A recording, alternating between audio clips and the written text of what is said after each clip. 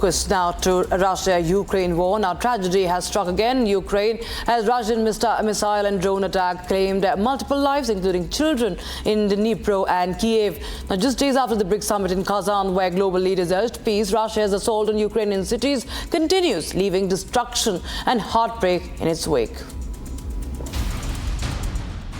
Bulldozer clearing debris. Completely ruined house. Damaged car. Rescue workers looking for survivors, but their efforts go in vain.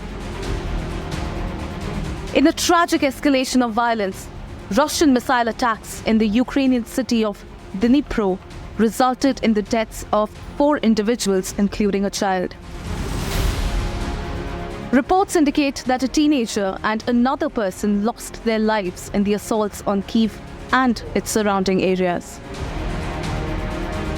These strikes occurred less than 48 hours after Russia concluded a 3-day summit of the BRICS group of emerging economies in Kazan.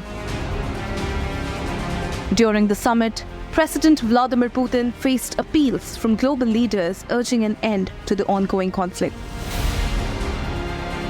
Images depict the aftermath of the attacks, showing residents and rescue teams outside damaged buildings and facilities, including a hospital. Authorities reported that the strikes on Dnipro caused significant destruction, with 20 people wounded, 4 of whom are children. In separate incidents, night attacks on Kyiv and its vicinity resulted in 2 fatalities, including a teenage girl who tragically lost her life in a drone strike. Ukrainian cities, including Kyiv, have been subjected to relentless drone and missile attacks throughout Russia's invasion. On the military front, the Russian military announced the capture of the frontline village of Alexandropol in Ukraine's eastern Donetsk region, marking another advance in a series of territorial gains in the recent months.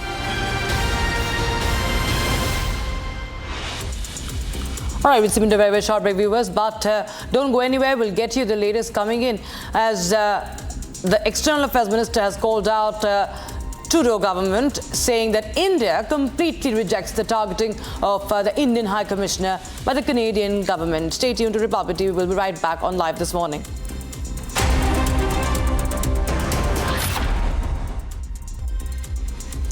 Now, the death toll and the number of missing people in massive flooding and landslides wrought by tropical storm Trami in the Philippines continues to climb. The president has reiterated that despite the search and rescue operations, several areas remain isolated with people still in dire need of help. Take a look at this report. The death toll in the devastating floods and landslides in Philippines is on a rise. The havoc brought in by the tropical storm Trami has already claimed 100 lives so far. Trami blew away from northwestern Philippines on Friday, leaving at least 81 people dead and 34 others missing. Massive rescue operations are underway. Dozens of police, firefighters and other emergency personnel, backed by sniffer dogs, dug up one of the last 2 missing villagers in the lakeside town of Talasay. A father who was waiting for a word on his missing 14-year-old daughter wept as rescuers placed the remains in a black body bag. Pero itong dalawa, akayakay niya na papalabas. Saktong palis na sila, bigla naman itong umiyak. Yung bunso ko, dinudukot ng asawa ko. Hindi naman niya maabot dahil nasa kasulukan. Yung ginawa ng asawa ko, sumuot siya sa yero. Yung pinakang nakatabon sa anak ko. Hindi naman niya alam pala na yung pagkukay namin sa anak ko. In a nearby basketball gym at the town center, more than a dozen white coffins were laid side by side. The coffins bear the remains of those found in heaps of mud, boulders and debris. The devastating scenario unfolds after some areas received 2 months' worth of rainfall in just 24 hours. More than 4.2 million people were in the path of the storm that is forecasted to batter Vietnam over the weekend.